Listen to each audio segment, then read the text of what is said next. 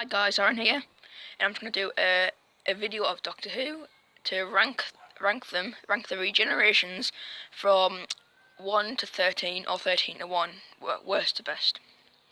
So, the top on my list, which is worst to down, I would say the 12th one will be the 6th. The 6th one was rubbish, basically. The TARDIS crashed, he fell over, hit his head off the ground, and that would knock someone out, but it killed him. Shocking. So, he didn't even get a turn up for his own regeneration. He was too busy doing his own stuff. So, he had put Sylvester McCoy with a wig on his head to regenerate, which was crap. So, next on my list, I would say the 4th Doctors. Don't get me wrong, he was a good Doctor. Tom Baker was a brilliant Doctor, but the bad thing was he got a bad regeneration. I think even Tom Baker it deserves a good regeneration. His regeneration, he fell off a TV aerial thing, and that would kill someone. Obviously it would, but I think it would be better if the Master shocked him with electricity instead of falling off an electric tower while the Master just sit looking at him, laughing his head off. So yeah, I think he would have deserved a better regeneration. The next one will be the 7th Doctors. 7th Doctors, it was weird. It was supposed to be a movie. It's supposed to be the New Year, celebrating the New Year. But instead they've compared it to Frankenstein. Sylvester McCoy regenerated, and it looked like he was in an enclosed room in the hospital, and the electric just struck him, kept striking him, and you could hear thunder. Where the hell did the thunder come from? It was like a closed room, and it was stupid. So I would say he would go into 10th, even though Sylvester McCoy was a good Doctor, and I've met him in real life. He's a good person. He's and I'm pretty sure he would have deserved a better regeneration than just looking like a horror movie, right? So I would say in 9th place will be the 2nd Doctors. I'm not saying it's better than 7th Doctors, but it was good regeneration in the 60s. In the 60s, they didn't have that much technology, and everybody was amazed how good the regenerations got over the years. And he got forced into regeneration. And when he got forced, he did something wrong. I don't think I told you, but he did something that the Time Lords didn't accept, and he got exiled to Earth in the 20th century, so he's stuck there. But obviously he got out of the 20th century and gone to different places in time and space. So in 8th spot, I would say with the 3rd Doctors. He was a brilliant Doctor, and like Tom Baker, he deserves a better regeneration than just his face changing. The death was good. The regeneration, it was just like a normal, everyday technology telly thing. His face just changed, and it wasn't that good. So in 7th spot, I would say the 5th Doctors. 5th Doctors, I've met him in real life. Peter Davison is a good Doctor. He's a good person. And I'm sure he deserves a better regeneration like the other Doctors I've just said there. He got poisoned, which is a good death, but the regeneration, it was just like all the companions' faces were all over his head, and he was just thinking of all the Doctors, like all the other Doctors, all companions from his past, saying, "You won't die." And the Master comes on, and then he says, "You will die. Keep dying, you will die." Which is kind of weird. It's like it's his conscience telling him that. It's like devil and angel. Devil is the Master, and the angels the companions. The companions are saying basically, "Don't die," and the Master's saying, "Dying." The regeneration didn't even see his body. The screen just turned like a purple zizzy thing, and then it just came off, and he just Colin Baker just sat up and just was like, "You expecting someone else?" And I'm like, just no. He was only the Doctor for like a year and a half. He was terrible. No offense to you, Colin, but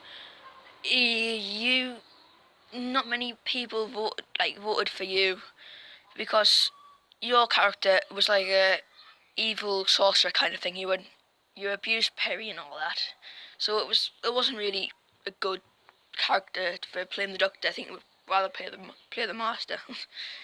So in the in sixth spot, into the first Doctors, because I'm getting close to the first, and I'm saying this is a good Doctor regeneration, not because how people think it doesn't look that good. It's because in the 60s, all these regeneration lights and everything, not many people figured them out. But obviously, the writer in those days figured out that how he regenerated and how all the technology they can use. So everybody that watch it is like, oh my god, that's absolutely amazing. So like, that's why I'm putting in sixth spot. In fifth spot, the Eighth Doctor's regeneration, the Night of the Doctor. He was a good Doctor, but he wasn't a fighter. That's why I had to take this potion. And then the lady was like, man or woman? And I was like, what? A woman? A woman? The Doctor can't be a woman. I'm not being sexist, but the Doctor is a man. He's a Time Lord man. He's Doctor. Because if you regenerate, in a guy, be like the nurse or like something else. So I think the Doctor's better in good technology, like technical terms. So I would say it was a good regeneration. How he drank the potion, he was like noble, and then he just saw the reflection of John Hurt in the mirror reflection. And he looked so young. And I was like, that's kind of cool. That you should have. Yeah, that's good for 5th anniversary. So yeah, in fourth spot, I would say the War Doctor. The War Doctor. It was a good regeneration, but it was kind of a, even though Chris Eccleston didn't have the guts to turn up at his own regeneration like Colin Baker, he didn't go because he's too far up his bum to think about his own self than his actual other people, and he stayed there, like stayed where he was. But I didn't really give the right to for the writer. I think it was Stephen Moffat. I think, yeah, I don't think it gives him the right to like take the mick out of him, basically, like taking the mick out of Chris Eccleston's ears when John Hurt did that statement at the end. He was like, I hope that my ears are not big or something like that. So yeah, I think the War Doctor's in fourth place. Third place is the 11th Doctor's regeneration. Don't get me wrong, it was a good regeneration. Everybody loves Matt Smith, but the regeneration was not very good. When he regenerated, he used all his energy onto the Daleks first and blew them up, and then that's it. And then he turned young again. I think if we regenerated on the clock tower, then that would be so cool. And he'd be like, oh, I'm the Doctor now, go away, Daleks, I'm young, come in the storm, like what David Tennant says. So it was a rubbish regeneration, and even when he regenerated, he just flicked his head back and lit up. It was like the 60s. That's how I don't really like it. It was like he put his head back, lit up, came back up, and he's like, oh, I'm Peter Capaldi now. Look at this. The regeneration wasn't really good. So in second spot, I would say the Ninth Doctors. Because Eccleston is a good Doctor, but when he didn't turn up at the 50th anniversary, I was disappointed. He's a good Doctor. He's one of my favourites, but not entirely my favourite. But this regeneration was cool. He took up all the energy to save Rose to regenerate, so he wasted his life. He sacrificed himself for his companion, which is kind of cool. And even he took up all the time and space in his mind, and he only had a tiny bit of regeneration that far apart from his hand, and it didn't take up. He wasn't really regenerating properly. He did, but like it didn't look that good. So I would say that was second spot. Yeah, it was a good regeneration. The first spot, which is lots of people's favourite, my favourite Doctor, David Tennant. He's a brilliant Doctor, brilliant person. His regeneration was basically, when he regenerated, he took up all the radiation out of the thing to save Wilfred, and that was noble. That was very noble, and it was like a Chris Eccleston kind of moment. He saved his companion again. But the thing I don't get, he took only a bit of radiation out of it in a local place into himself, and he blew up the TARDIS.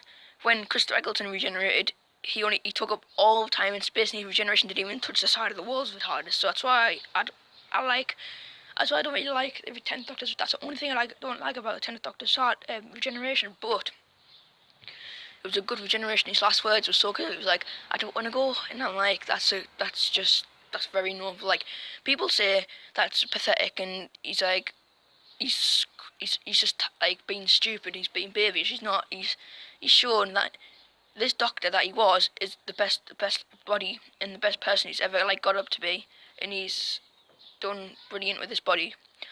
And when he regenerated, he blew up the whole TARDIS, and it was like, it was cool when they transitioned between David Tennant's face and Matt Smith's face. It was like, oh, and his head just went like down the side. And it was like, ah, oh, and then beating stupid with his fingers and everything. It was funny.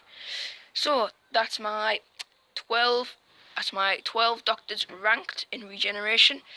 Thank you for watching. Please subscribe and comment down below and give a thumbs up or a thumbs down if you want to leave your opinion down the bottom, and rank your Doctors in order, and let's see what your opinions are.